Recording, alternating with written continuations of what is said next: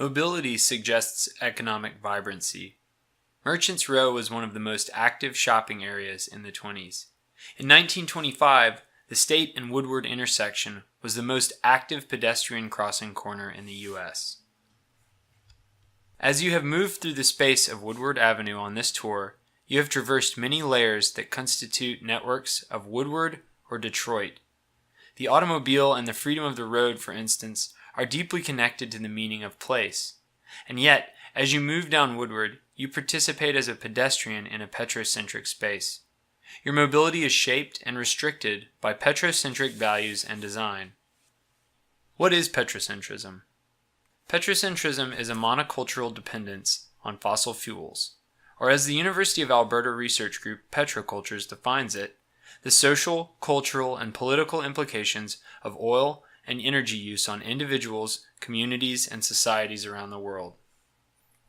Consider how, in this Chrysler commercial, the car stands in for the product and the economy of Detroit. The vehicle is what proves the city knows luxury.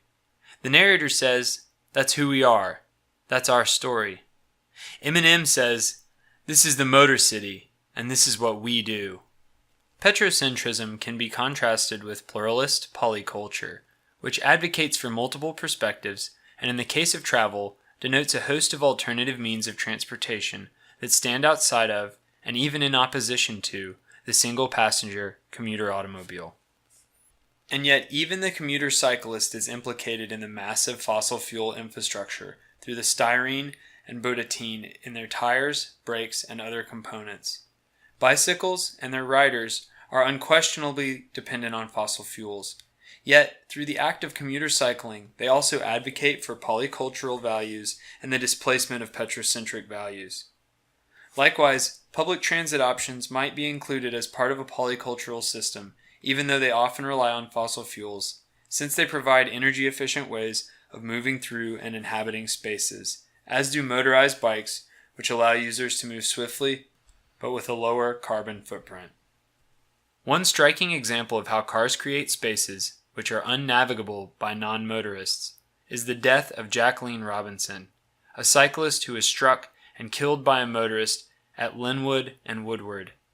She was dragged 100 feet before the motorist fled the scene. In her memory, a ghost bicycle was installed on Woodward Avenue. Ghost bikes are memorials put in place by cycling activists, repurposed broken bicycles which become monuments at locations where a cyclist was seriously or fatally injured. These memorials serve many roles. They serve as a space for private remembrance, a place for the public to mourn the loss of a citizen, and a cairn marking dangerous locations and making them visible to other riders.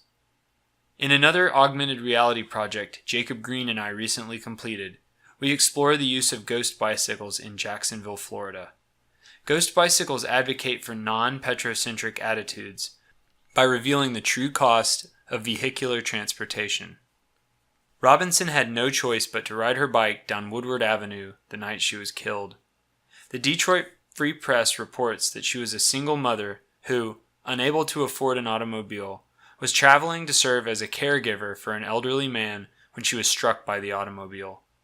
The ghost bike placed in her memory serves as a memorial for her life and a marker calling out for our attention to the true costs of petrocentric designs. For more information about ghost bikes, visit ghostbikes.org.